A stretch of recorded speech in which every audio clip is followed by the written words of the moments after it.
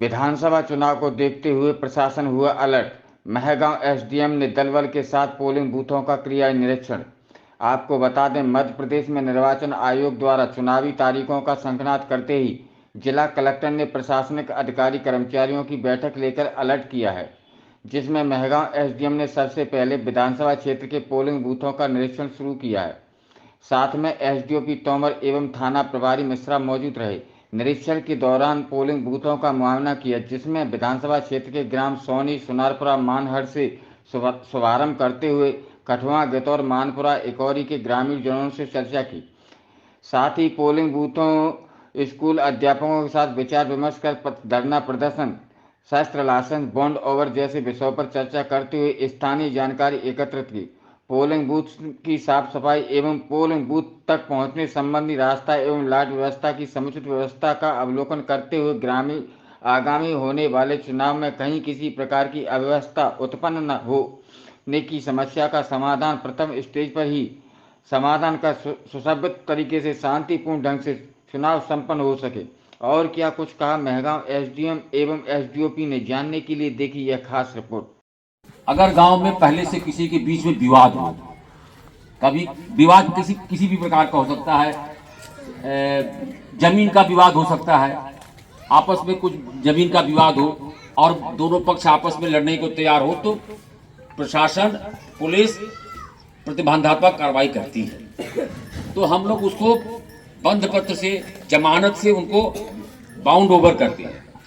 तो उनकी bound over की कार्रवाई भी हम गांव में ही करते हैं कि भाई इतने दिनों तक आप शांति व्यवस्था बनाए रखोगे, कोई विवाद नहीं करोगे।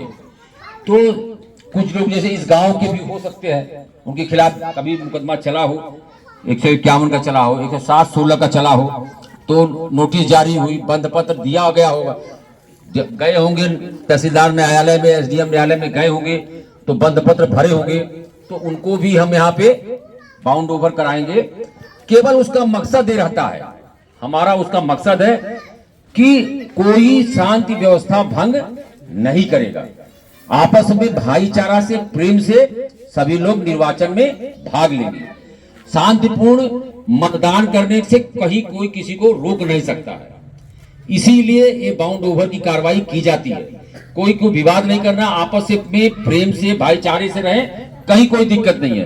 प्रशासन, पुलिस पूरी तरह से आपके सहयोग में रहेगा, हर प्रकार का आपकी मदद करेगा।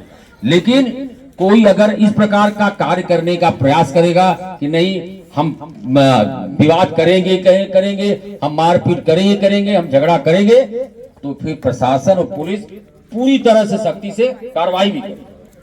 तो मेरा आप लोगों से केवल यही आग्रह है कि जो इस प्रकार के व्यक्ति हैं उनको आप भी समझाएं, और प्रशासन भी इसीलिए समझाने के लिए आया कि हम उनको बाउंड ओवर करेंगे और उस बाउंड ओवर का पालन भी कराएंगे। ठीक है, धन्यवाद।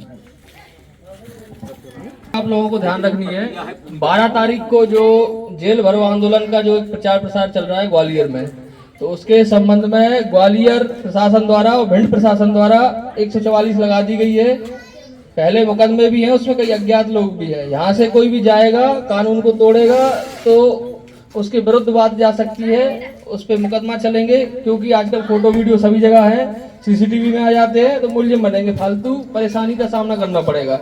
हम सब कानून का पालन करने वाले लोग हैं, हमें यही प्रचार प्रसार करना है कि ना तो हमारे में से कोई जाएगा, और हमें कोई पता चल रहा है तो हम पहले उसको समझाएं, यदि नहीं समझ रहा है तो पुलिस को जानकारी दें कि फला व्यक्ति वहाँ कोई ऐसी गड़बड़ी करने की संभावना है, वो जा सकता है। तो पुलिस समझाएगी, यदि फिर भी नहीं समझता है तो फिर जो यथोचित कानूनी कार्रवाई की जाएगी उस पर। तो आप लोग भी एक बार समझाने का फर्ज जरूर निभाएं। तो मानना है ग्वालियर अपना ग्वालियर में रहे, हमसे अपना मतलब हम इस गांव में हैं, हम इस गांव में रहे, हम कहीं नहीं। ठीक है,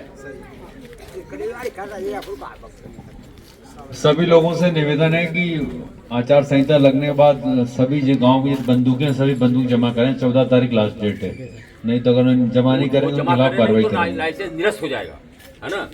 तो इसलिए सभी लोग 14 के पहले जमा कर दे, नहीं तो लाइसेंस निरस्त हो जाएगा। इस बात का भी ध्यान रखना, ये नियम में है। ये जैसे ही आचार संहिता लगती है भारत वहाँ से निर्वाचन आयोग से आदेश हो जाता है, अभी प्रचार तत्काल प्रसार करते ना, कल सब लोग भेज दें अपना जमा कराते। और कोई जादू नहीं भारी संख्या में हमारा आप लोगों से निवेदन है कि निष्पक्ष, पारदर्शी और शांतिपूर्ण ढंग से आप लोग चुनाव में भाग लें। कोई देखिए, मताधिकार हमारा अपना अधिकार है ना। शासन ने दिया है, निर्वाचन आयोग ने दिया, आपको अधिकार दिया है, तो उसका प्रयोग करें। ये नहीं कि जिस दिन चुनाव है 17 नवंबर को तो घर में आराम से सो रहे हैं। अरे भाई जाके दे आए, एक वोट देने में कौन सी दिक्कत है? आपका अपना अधिकार है, जिसकी इच्छा, जिसको इच्छा उसको दे, लेकिन वोट अनिवार्य रूप से दे। ये हमारा कर, पहले जाकर के उठे, सवेरे उठे 7 बजे के बाद लाइन में लग जाए, अपना वोट डाले, घर चले, है ना। उसमें सबको वोट देने के लिए अपने को, अपने परिवार वालों को, सबको कहें कि भैया चलो वोट डाल के आ जाओ। हमारा परसेंटेज जो प्रदेश में है भिंड का बहुत कम है, हम लोग केवल 60% वोट डालते हैं। हम लोग चाहते हैं जैसे पूरे प्रदेश में 75% 80% वोटिंग होती है, वैसे हमारे भिंड जिले में भी हो, ऐसा हम सबको मिलकर के प्रयास करना है। ठीक है, धन्यवाद।